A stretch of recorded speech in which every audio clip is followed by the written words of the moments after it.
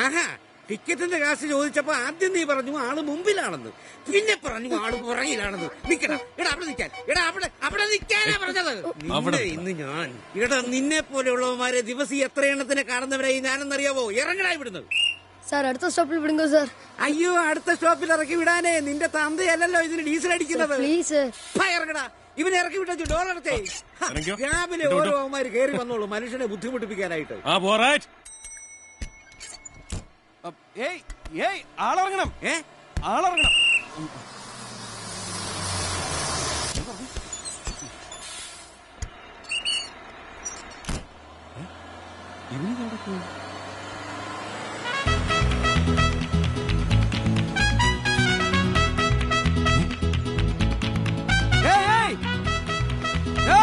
Ticket എടുക്കാത്ത വണ്ടി തൂങ്ങി പോണേ, പിടിച്ചോ.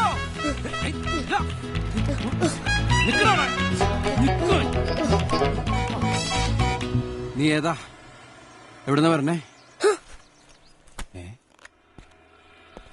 എന്താ നിന്റെ പേര്? ഗണപതി. ഗണപതിയാ? നിന്നെ കണ്ട ഗണപതിയാന്ന് തോന്നൂല്ലോ. മാക്സിമം പോയൊരു ഉണ്ണികൃഷ്ണൻ, അത്രേ ഉള്ളൂ. നീ എന്തിനാ മരിക്കാൻ ശ്രമിച്ചേ? ജീവിതമേ വെറുത്തുപോച്ചു സാർ. ഇത്ര ചെറുപ്പത്തിലേ? എന്താടാ കാര്യം? പറയാം. എനിക്കൊരു ടീ വാങ്ങി കൊടുക്കുമാ?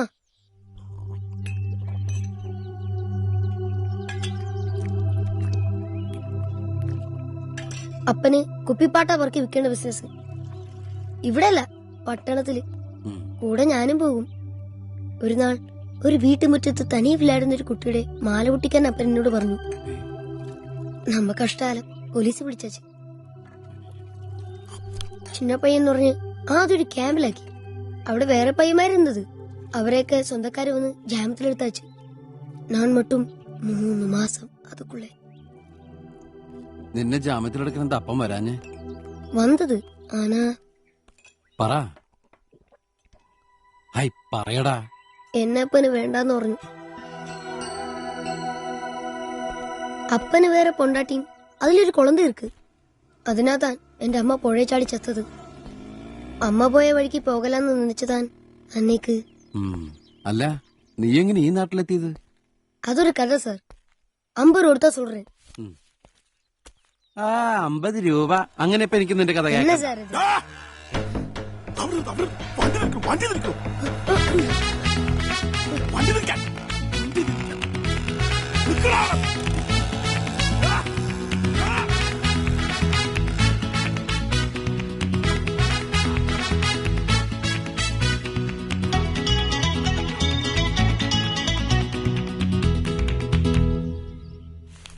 സ്ഥലം തെറ്റിയിട്ടില്ല, കേറി പോര്. നാളെ ഏതാണെന്ന് പറഞ്ഞ് നക്ഷത്രം? നാളെ ഞാൻ പറഞ്ഞില്ലല്ലോ. അല്ല, നാളെ ഏതായാലും ഇന്നു മുതൽ ടേണിംഗാ. എടാ, നീ എവിടെയായിരുന്നു? എത്ര നേരമായിട്ട് കാത്തിരിക്കുന്നു? വീട്ടിൽ വിളിച്ചപ്പോ 1.5 മണിക്കൂറായി പുറപ്പെട്ടെന്ന് പറഞ്ഞല്ലോ. അത് വഴിക്ക് വെച്ച് ബസിന്റെ ഈ ആക്സിൽ ഒടിഞ്ഞു പോയി. എന്നാ ഒരു ഓട്ടോറിക്ഷ പിടിച്ച് വരണ്ടേ? എടാ, നമുക്ക് ഏറ്റവും അത്യാവശ്യമുള്ള എന്താണ്? ആഹാരം അല്ലേ? സമയം. അതാണ് നമ്മൾ ഏറ്റവും കൂടുതൽ പാഴാക്കി കളയുന്നതും. എങ്ങനെ അളിനാഥ് ഒന്നുകൂടി പറഞ്ഞേ. ഏത്? ഇപ്പൊ പറഞ്ഞില്ലേ? നമുക്ക് ഏറ്റവും കൂടുതൽ അത്യാവശ്യമുള്ളത് സമയമാണ്. അതാണ് നമ്മൾ ഏറ്റവും കൂടുതൽ വേസ്റ്റ് ആക്കുന്നതെന്ന്. ഹോ, മനോഹരം, ഗംഭീരം. അനന്തേട്ടാ, അളിയന്റെ കയ്യിൽ നിന്ന് ഇതുപോലെ ഒരുപാട് തത്വങ്ങൾ എനിക്ക് പഠിക്കാനുണ്ട്. ഞാൻ ആരുമല്ല വിനോദേ. നീ ഇപ്പൊ കാണാൻ പോകുന്ന ആളില്ലേ, retired IG John Mathew sir. അദ്ദേഹത്തിന്റെ അറിവിന്റെ മുമ്പിൽ ഞാൻ വെറും ഒരു ശിശു. പുൽക്കൊടി. പരിചയപ്പെടാം. സംസ്ഥാന പോലീസ് സേനയെ ഞാൻ ഈ ഉള്ളം കൈയിൽ തമ്മാനമാടിയിട്ടുണ്ട്. ആഭ്യന്തര വകുപ്പിനെ പമ്പരം കറക്കിയിട്ടുണ്ട്. 2 മുഖ്യമന്ത്രിമാരെ മൂക്കുകൊണ്ട് ക്ഷാപരപ്പിച്ചിട്ടുണ്ട്. ഭരണപക്ഷത്തിന്റെയും പ്രതിപക്ഷത്തിന്റെയും കണ്ണിലെ കരടായിരുന്നു ഈ IG ജോൺ മാത്യു IPS. നോർമലല്ലേ? നീ കേൾക്ക്. ഒരാളെ അറസ്റ്റ് ചെയ്യണം എന്ന് മന്ത്രി പറഞ്ഞാൽ ഞാൻ അറസ്റ്റ് ചെയ്യില്ല. അവനെത്ര വലിയ കുറ്റവാളിയായാലും. ഒരാളെ അറസ്റ്റ് ചെയ്യരുത് എന്ന് മന്ത്രി പറഞ്ഞാൽ ഞാൻ അവനെ അറസ്റ്റ് ചെയ്തിരിക്കും, അവനെത്ര നിരപരാധിയായാലും. അതുകൊണ്ടെന്താ, സർവീസിൽ നിന്ന് പിരിഞ്ഞിട്ടും ശത്രുക്കളുടെ എണ്ണത്തിന് ഒരു കുറവുമില്ല. ഇരുട്ടടി കൊണ്ട് വലത്തെ കയ്യിൽ പ്ലാസ്റ്റർ ഇട്ടിരിക്കായിരുന്നു. 2 ദിവസമേ മാറ്റിയിട്ട്. ഇതൊക്കെ നിസാരം. കത്തിക്കുത്ത് വെടിയുണ്ട ബോംബ് ഇതൊന്നും എനിക്ക് പുത്തരിയല്ല. കർമ്മധീരനായ ഒരു പോലീസ് ഓഫീസർക്ക് ഇത്തരം അനുഭവങ്ങൾ ഉണ്ടായില്ലെങ്കിലേ അത്ഭുതമുള്ളൂ. ഇനി കാര്യം പറയാം. സാർ ഒരു സർവീസ് സ്റ്റോറി എഴുതാൻ പോവാണ്. വായനക്കാരെ കിടിലം കൊള്ളിക്കുന്ന ഒരു അനുഭവ കഥ. അതിനൊരു സഹായിയെ വേണം. A personal assistant by all means. അതെ, അടക്കം, ഒതുക്കം, അനുസരണ, വൃത്തിയുള്ള കൈപ്പട, കമ്പ്യൂട്ടർ കൈകാര്യം ചെയ്തുള്ള പരിചയം ഒക്കെ കൂടെ കേട്ടപ്പം എനിക്ക് നിന്നെയാണ് ഓർമ്മ വന്നത്. വൈദ്യം കൽപ്പിച്ചതും രോഗി ഇച്ഛിച്ചതും ഒന്ന് തന്നെ. രോഗിക്ക് ഇങ്ങനെ പ്രത്യേകിച്ച് ഇച്ഛയൊന്നുമില്ലല്ല. ഉണ്ടടാ, ഇവിടെ ആവുമ്പോ നിനക്ക് സുഖമാണ്, വേണ്ടാത്ത ചിന്തയൊന്നും ഉണ്ടാവില്ല. എന്റെ ഒരു സിദ്ധാന്തമുണ്ട്, വേണേ നോട്ട് ചെയ്തോ. അലസമായ മനസ്സിലാണ് ചെകുത്താൻ കുടിയിരിക്കുന്നതെന്ന്. അതാളിയന്റെ സിദ്ധാന്തമൊന്നുമല്ല, പഴഞ്ചൊല്ലല്ലേ. An ideal mind is devil's workshop. എന്തായാലും സംഗതി ശരിയല്ലേ. ജീവിതാനുഭവങ്ങളുടെ ഒരു യൂണിവേഴ്സിറ്റിയാണ് ജോൺ മാത്യു സാർ. ഈ സർവീസ് സ്റ്റോറി പൂർത്തിയാവുന്നതോടെ ജീവിതം എന്താണെന്ന് നീ പഠിച്ചിരിക്കും. സാറിന്റെ ബുദ്ധിയാണ് സമ്മതിച്ചിരിക്കുന്നു. ആ അലയഞ്ചക്കിന് ഇതിലും വലിയ പാര പണിയാനില്ല. സിംഹക്കൂട്ടിലേക്കല്ലേ സാർ ഇട്ടുകൊടുത്ത് ആ ഐജി അവന്റെ പരിപ്പെടുക്കും. Anantha, sorry sir. അർദ്ധരാത്രി കഴിഞ്ഞു. കുന്നിൻ മുകളിലാണ് ക്യാമ്പ്. കുന്നിൻ മുകളിലുള്ള ഒരു പഴയ കെട്ടിടം, കുറ്റാക്കുറ്റിരുട്ട്. ചോദ്യം ചെയ്യുന്ന മുറിയിൽ ഒരു റാന്തലിന്റെ പ്രകാശം മാത്രം. എല്ലാവരോടും പുറത്തു പോകാൻ പറഞ്ഞിട്ട് ഞാൻ കഥകടച്ചു. ഹാളിന്റെ ഒരു മൂലയിൽ പേടിച്ചരണ്ട പേടമാനെ പോലെ നിൽക്കുകയാണ് നമ്മുടെ മന്ത്രിപുത്രൻ. ഞാൻ അടിവെച്ച് അവന്റെ അരികിലേക്ക് ചെന്നു. അവൻ പുറകോട്ട് നീങ്ങി ഒരു ചുവരിൽ തട്ടി നിന്നു. അവൻ പീഡിപ്പിച്ച പെൺകുട്ടിയുടെ കരച്ചിൽ എന്റെ ചെവിയിൽ മുഴങ്ങി. ഞാൻ അടുത്തു ചെന്നതും കാൽമുട്ടുമടക്കി അവന്റെ അടിനാവിക്കിട്ടു. ആ ശബ്ദം ഇവിടെ കിട്ടണം. ഗ്യാസ് തീർന്നടാ ജോണിക്കുട്ടിയെ. ഗ്യാസ് തീർന്നില്ലേ ചേച്ചി? അതിനു മുമ്പ് സത്യം പറഞ്ഞു. ആ ഗ്യാസ് അല്ലടാ കിഴങ്ങ, അടുക്കളയിലെ കുക്കിംഗ് ഗ്യാസ്. ഇനിയിപ്പൊ വിളിച്ചു പറഞ്ഞിട്ടൊന്നും ഒരു കാര്യവും ഇല്ല. നീ ആരെങ്കിലും വെച്ച് ഒരു കുറ്റിയും കൂടെ എടുപ്പിച്ച്. റൈറ്റ്. അടുത്ത എപ്പിസോഡിനെ കുറിച്ച് ചിന്തിക്കാൻ എനിക്ക് അല്പം സമയം വേണം. ഞാൻ മനസ്സിൽ ഒരു റഫ് ഐഡിയ ഉണ്ടാക്കി വെക്കുമ്പോഴേക്കും നീ പോയി ഗ്യാസ് എടുത്തോണ്ട് വാ. ഗ്യാസ് എടുക്കാൻ ഞാനോ? എന്താ അതിന് ഇനി ചുമട്ടുകാരെ വിളിക്കണോ? താണ്ട ബുക്കും കാശും. അമ്മച്ചി, ഞാനൊരു MCA കാരനാ. So every job has its own respect. Obey fast.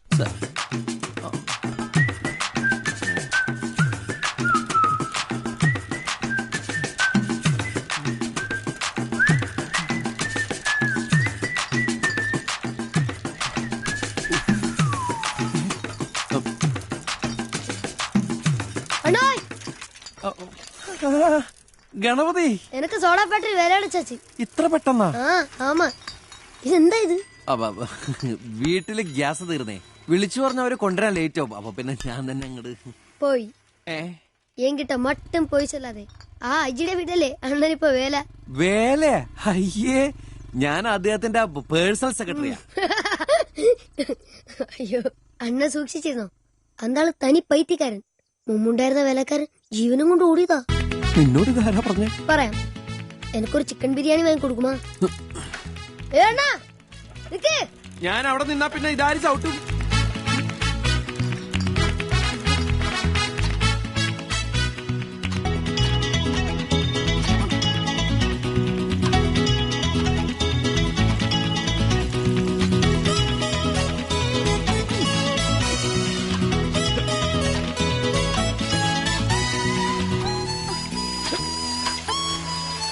വേഗം പോയി വേഷം മാറി രണ്ട് ഗെയിം കളിക്കാം.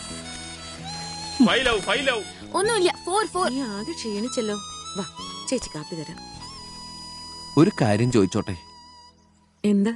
ശാന്തമായി മനസമാധാനത്തോടെ മരിക്കാൻ തീരുമാനിച്ച എന്നെ നിങ്ങൾ എന്തിനാ രക്ഷപ്പെടുത്തിയത്?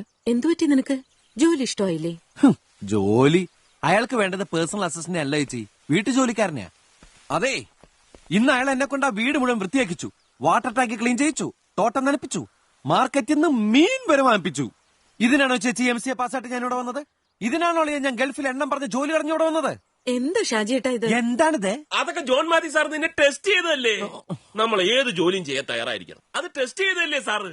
ടെസ്റ്റാ? ഇതാണ് ടെസ്റ്റ്? ഒന്നുമല്ല. അയാളുടെ പീഡനം കാരണം ഒരാൾ പോലും അവിടെ നിൽക്കില്ലത്രേ. ചരിത്രമൊക്കെ ഞാൻ അറിഞ്ഞു. വിനോദേ, അധ്വാനമാണ് ഏത് ജീവിതത്തിന്റെയും മുതൽക്കൂട്ട്. മഹാത്മാഗാന്ധി എന്തെല്ലാം ജോലികൾ ചെയ്തിരിക്കുന്നു. തീയിൽ കുരുത്തവൻ വെയിലത്ത് വാടില്ല, അറിയോ? വെയിലത്ത് വാടാതിരിക്കാൻ കൊട ഓടിയാ പോരെ?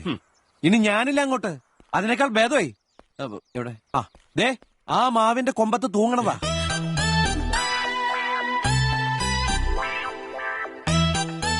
തെറ്റുപറ്റിയത് എനിക്കാണ്. ലോകം കണ്ട ഒരു വലിയ മനുഷ്യന്റെ കൂടെ പ്രവർത്തിക്കാൻ നിനക്കൊരവസരമാകുമല്ലോ എന്നേ ഞാൻ കരുതിയുള്ളൂ. അതിന്റെ വില നിനക്ക് മനസ്സിലായില്ല. പോട്ടെ, സാരമില്ല. ഇതിപ്പോ ജീവിതകാലം മുഴുവനും വേണ്ടല്ലോ വിനു. ആ കഥ എഴുതി തീരുന്നു വരെ നിർബന്ധിക്കേണ്ട വിമലേ, ഇവനൊക്കെ ഭാഗ്യവാനാ. ജീവിതത്തിന്റെ കയ്പ് നീര് കുടിച്ചു. കയ്പ് കോളേജിൽ പഠിക്കുന്ന കാലത്ത് ഞാൻ കെട്ടിടം പണിക്ക് പോയിട്ട് കല്ല് ചുമന്നിട്ടുണ്ട്, ഹോട്ടലിൽ പ്ലേറ്റ് കഴിയിട്ടുണ്ട്. വിനോദേ, സ്വർഗത്തിലേക്കുള്ള വഴി കല്ലും മുള്ളും നിറഞ്ഞതാണ്. ആഴമുള്ള കടലിൽ മുങ്ങിത്തപ്പുന്നവനെ രത്നങ്ങൾ ലഭിക്കുകയുള്ളൂ. നീയല്ലേ പറഞ്ഞത് ഏത് ജോലി ചെയ്യാനും നിനക്ക് മടിയില്ലെന്ന്? ഹൈ, മടിയായിട്ടല്ല ചേച്ചി, മടി തന്നെ. ആദ്യം കുറച്ച് ബുദ്ധിമുട്ടൊക്കെ ഏത് ജോലിക്കും ഉണ്ടാവും. നമ്മുടെ അച്ഛനെ ഓർത്ത് നീ അതൊക്കെ ക്ഷമിക്കേ. ജോൺ മാത്യു സാറിന്റെ കൃത്യനിഷ്ഠ, ചുമതലാബോധം, ഇതൊക്കെ പഠിച്ചു കഴിയുമ്പോ നീ ഷാജിയേട്ടനോട് നന്ദി പറയും. നീ എന്റെ ഒരേ ഒരു അളിയനല്ലേടാ. നിനക്ക് ദോഷം വരുന്ന എന്തെങ്കിലും ഞാൻ ചെയ്യൂടാ? പറയടാ. ഇല്ല. വിമലെ, അവന് ചായ കൊടുക്കും. പകലന്തിയോളം പണിയെടുത്ത് വന്നിരിക്കുകയാണ് പാവം, ക്ഷീണം കാണും.